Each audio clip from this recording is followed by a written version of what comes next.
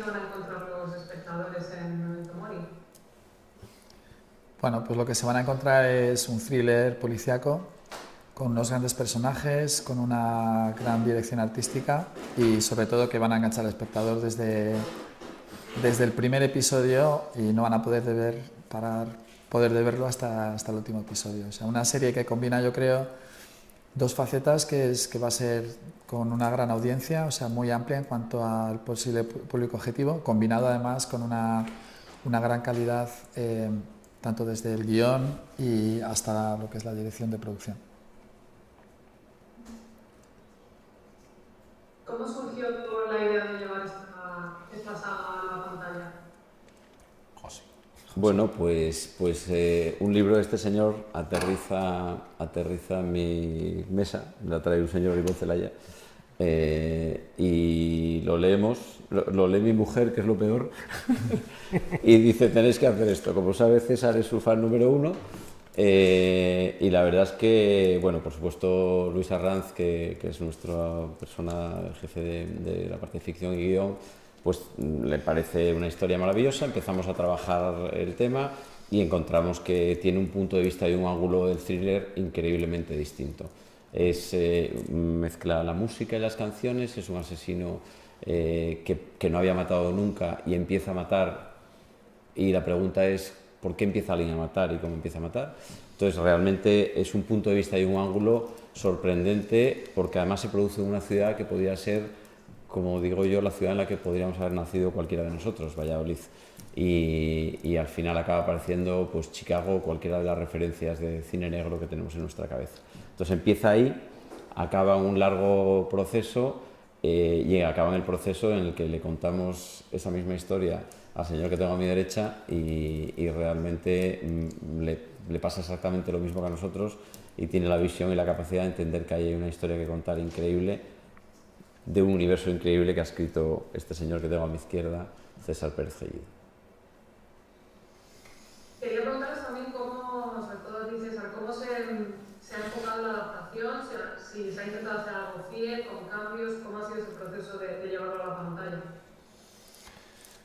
El proceso, para empezar, ha sido largo, porque nosotros llevamos trabajando la cesión de derechos, lo que ha comentado antes José, cuando le llega la novela.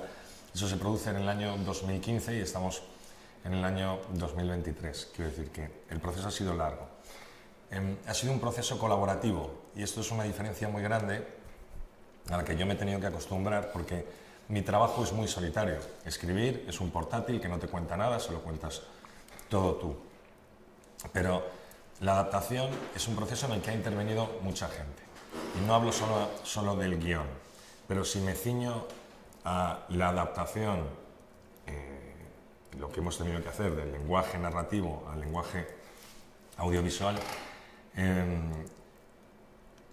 quizá para mí es lo más complicado. ¿Por qué? Porque estás cediendo a otras personas la posibilidad de manipular tu historia. Si no dejas ese espacio, es imposible que se haga bien la adaptación. Y yo en mi caso eso lo entendí desde el principio, que había que dejar un espacio para que otras personas, otras mentes, entraran a transformar tu obra, porque una adaptación no se puede hacer de forma literal. Entonces, respondiendo a tu pregunta, la adaptación es fiel a lo importante, quiere decir, la historia principal, la trama principal y sobre todo a los personajes. Teniendo estas dos variables bien cimentadas, el resto hay aportaciones que son mejoras y hay cosas que no se han podido adaptar porque lo narrativo no siempre cabe en lo audiovisual. Pero en general la adaptación es bastante fiel.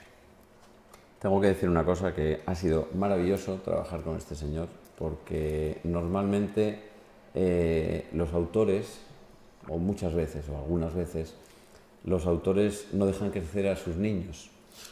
Y en este caso, César nos ha animado a que hiciera la Billy en la Academia Militar de Zaragoza. Vamos.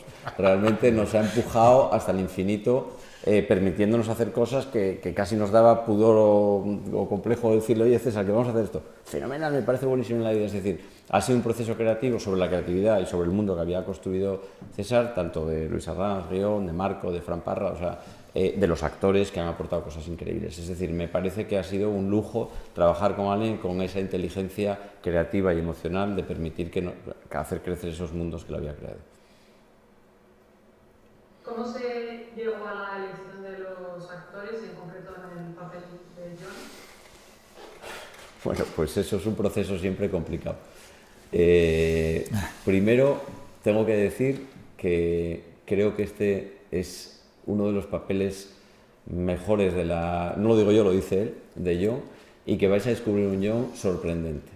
Las fans y los fans de Jon van a quedar sorprendidos, y los que no conocían a Jon en un registro dramático de este calibre, de este voltaje, van a quedar realmente sorprendidos. Jon es un actor como la copa de un pino y pronostico grandes reconocimientos públicos para este papel. ¿Por qué? Bueno, solo te tengo que decir que si has visto la serie no te puedes imaginar otro Jon. De hecho, ya el propio autor no se imagina otro Jon a partir de la serie. Y el resto pues digamos que Francisco Ortiz estaba con nosotros muy desde el principio, porque era alguien que había trabajado con nosotros también con Amazon, con el CID, y era un actor que nos encantaba. Echanove, yo no era capaz de imaginar otro personaje. Olivia ha sido un descubrimiento maravilloso, increíble, creo que es estupenda, y luego el resto, pues Manuel Lavellés, Juan Fernández, o sea, Fernando Soto, realmente creo que resulta, muchas veces dices, tengo el casting perfecto, creo que tenemos el casting perfecto, ninguno de ellos parece que es un actor. Todos parecen personajes salidos de las novelas de César, y es lo mejor que puede pasar en una serie, que no distingas entre la realidad y la ficción. Y luego el casting más sencillo ha sido el personaje de Valladolid, que estaba aquí y que ha sido maravilloso también. Bueno, quería preguntaros también, ¿por qué creéis que este género, ahora que está tan de moda el true crime, todo lo que tiene que ver con los asesinos, por qué creéis que genera tantísima fascinación en los espectadores y siguen saliendo historias? Es como que siempre hay un nicho, ¿no? Nunca se acaba. Pues tengo dos expertos, uno en consumo y otro en creación de... Yo creo que César es... No hay un motivo, no se puede responder esa pregunta de forma concreta. Es verdad que el consumo llama a consumo, que si se pusiera de moda el género romántico y nos ponemos a crear mucho de ese género, la gente va a consumir más de ese género. Pero en realidad a mí no me parece que esté tan de moda, siempre ha estado ahí. ¿Por qué? Porque nos interesa mucho comprender el mal. Por eso nos atrae tanto el mal, porque sí somos capaces de entender los actos bondadosos, pero en nuestra cabeza nos resulta difícil entender por qué la gente tiene una conducta que se sale de lo habitual. Por eso nos gusta el true crime, porque son historias reales, porque nos resulta muy difícil entender por qué esas personas se han comportado así, pero también nos gusta la ficción, que tiene que ver con lo criminal, que tiene que ver con lo oscuro, que tiene que ver con la maldad, que tiene que ver con lo siniestro de algunos personajes. Pero eso lleva pasando desde siempre. El género policíaco existe desde hace muchísimo tiempo.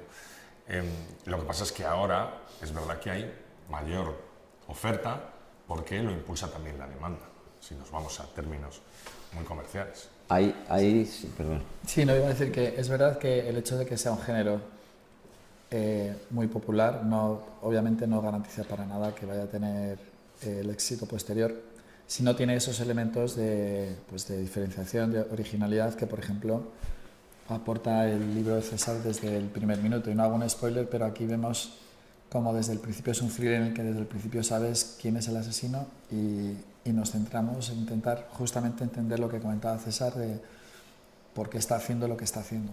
Entonces, es un thriller, sí, pero además tiene unos elementos creativos, diferenciales, que yo creo que le dan ese punto más de atracción y que creemos que hace que vaya a ser muy exitoso. Mira, morir y matar está en la esencia del ser humano. Yo hago bromas con mi hija, también alma organizativa de este lío, que cuando se cabrea mucho dice, es que le mataría. Digo, por eso funciona True Crime. Entonces,